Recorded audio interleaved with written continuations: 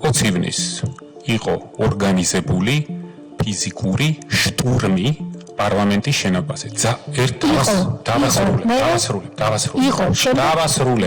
დავასრულებ. ხოდა შემდეგ შტურმი იყო, მე ძალადობრივი იყო, რომლის დროსაც სამწუხაროდ საქართველოს მოქალაქეები დაზიანდნენ.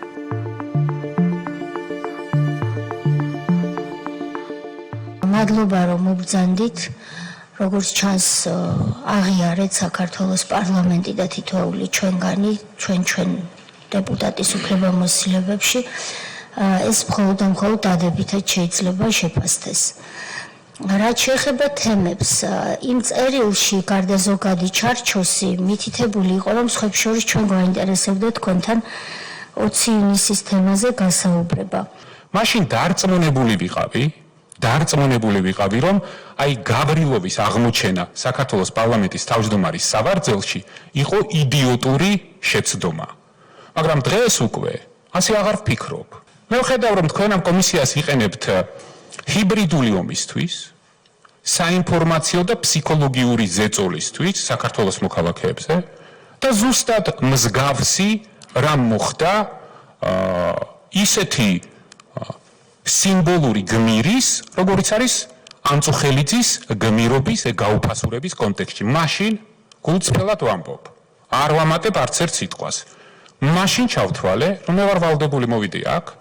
ეს არ ნიშნავს იმას, რომ მე ამ კომისიას ვაღიარებ. მე მგონი ჩვენი გასაუბრება გაცილებით უფრო რთული იქნება, ვიდრე მეგონა. ოპერაციის მართვისას სამინისტროდან მართავდით თუ პარლამენტში? ნაწილობრივ სამინისტროდან, შემდგომ პარლამენტში, რომელიც დასწრილი იყო სხვათა შორის, გატენილი იყო ნაცებით და არც ერთი ქართული ოცნების წარმომადგენელი აქ არ იყო. შემდგომ ძლივს ვეძებეთ და ესეც ალცალკე ვეცადეთ, რომ ოცნების წარმომადგენლები შენობაში დაგვებრუნებინა. ესეც სიმართლეა. მე ამ საქმესთან დაკავშირებით დეტალური ჩვენებები მაქვს მიცემული. მით უმეტეს, აგერ გრიფი მოხსნილი ყოფილა, დარწმუნებული ვარ, რომ ეს ჩვენებები არიდებთ კითხვებზე პასუხისთვის, არიდებთ თავს. ამ შენობაში მე მაშინ რო არ გამიკეთებინა ის, რაც გავაკეთე. რაზეც არც ერთი ნაბიჯით უკან არ ვიხევ. მე აქ ხო რაღაც ავს არ ვიმართლებ და არ ვამბობ, რომ აი ეს კომისია იქნებოდა ნაცების კომისია და თქვენ ყველანი იჯდებოდით აი ჩემთან ერთად ამ ხარეს. და დღეს აქ მე რო ვარ დაბარებული და ვანა მერაბიშვილი, მიშა სააკაშვილი, ადეიშვილი, პეტრე პავრი რო არ არიან დაბარებული, ეს უბრალოდ მიკვირს და დიდ იმედგაცრუებას იწვევს ჩემს. თქვენ არაერთხელ გითქვამთ და თუ ასე არ არის, ეკნება ეხაც დაადასტუროთ. რაც 20 ივნის ხდებოდა. იყავით თუ არა უშუალოდ პასუხისმგებელი ამ ყველაფერს. როგორც გნებავთ? დიახ. მე ბევრჯერ მithkomსა კიდევ ერთხელ გავიმეორებ. ვეცდები ცოტა სწრაფად ვილაპარაკო, იმიტომ რომ რაღაც ბუქსაობთ რა. ყველა ბუქსაობთ და ვეცდები სწრაფად ვილაპარაკო მეთქი, რომ აჩქარებოდი. თქვენ აღარა ხართ ჩვენი პრემიერ-მინისტრი რა. ძალიან გთხოვთ, ბუქსაობთ, არ ბუქსაობთ. არა პრეტენზია. ერთი წუთით. სხდომა აქ მიმყავს მე და თქვენ ხართ ის, ვინც პასუხებს იძლევა კითხვებზე. ბუქსაობთ თუ არ ბუქსაობთ, ამას მე გადავწყვეტ. ჩვენ დაგვჭირდება საღამომდე დრო, ვისხდებით აქ საღამომდე. ჩვენ არ სადარ გვეჩქარება და თქვენ მით უმეტეს სად უნდა გეჩქარებოდეთ. გააგრძელეთ. ვინ გასცა ბრძანება და ან თუ ასეთი არ იყო და არ იყო ამის საჭიროება, მაშინ გაეცეთ პასუხი რეზინის ტყუების გამოყენებას. ქალბატონ თავმჯდომარე, შეიძლება რომ მომეხმაროთ? აბა რაში დაგეხმაროთ? ვერ ვაგებინებ უბრალოდ რა. როდის ნახეთ უფრო დაგეხმარებით, თქვენ ხო დახმარება ითხოვეთ, შეხედეთ. ესე იგი, მე ქალბატონ თვითონ დახმარება. ხო და რის გამოთაც ითხოვეთ, მოგეხმაროთ. დახმაროთ ერთმანეთს, იქნებ გავიგოთ სად არის სიმართლე. ამას ვარ ყვევთ.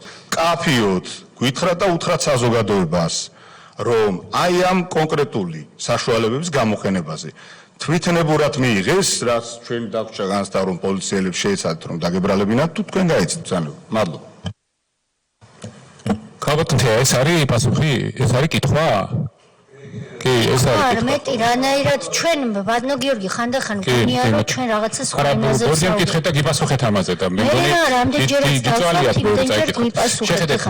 ბატონო გიორგი მოდით რა ისე ნუიზავთ თითქოს ჩვენ დავთხარეთ ვიღაცას თვალებს. იმის მაგივრად რომ აქ ეხლა მე და თქვენ რო ვსაუბრობთ.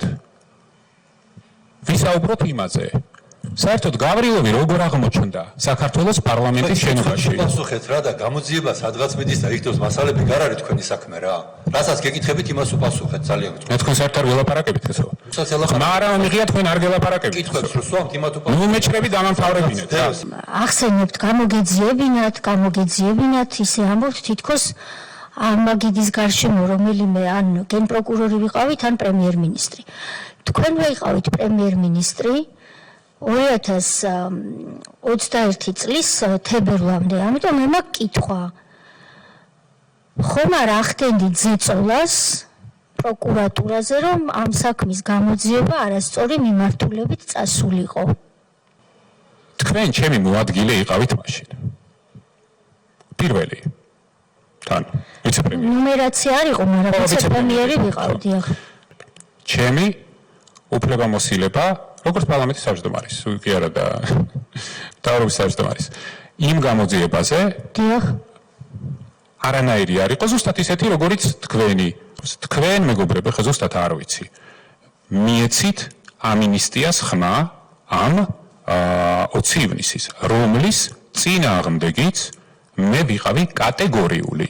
სხვათაშორისე უნდა განგიმართოთ როჯერ გაიმეორეთ სიტყვა ამინისტია და ამნისტია ქვია და არა ამნისტია ქვია და არა ამინისტია.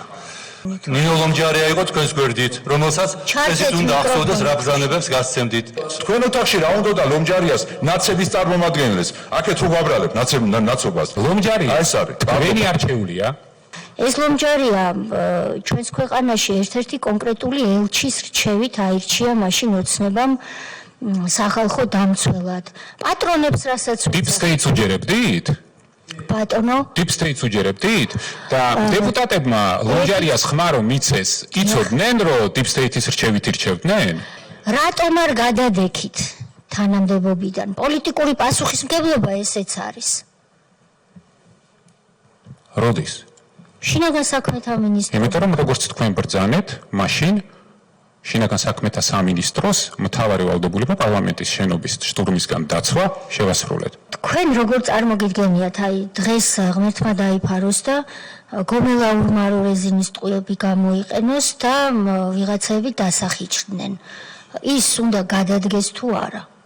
თქვენ, ეხლა მე თქვენ მორალურ გიპასუხებთ მეც.